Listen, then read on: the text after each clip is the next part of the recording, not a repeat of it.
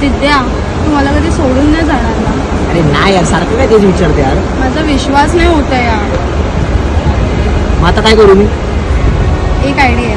काय? मी ना व्हिडिओ काढतो तुझा, मला काढतो. हे बघ सिद्धी, तुला कधीच कधीच कधीच सोडून जाणार नाही. तुझ्या सुखात तुझ्या दुःखात नेहमी तुझ्यासोबत राहील. बस आता तरी. ठीक आहे.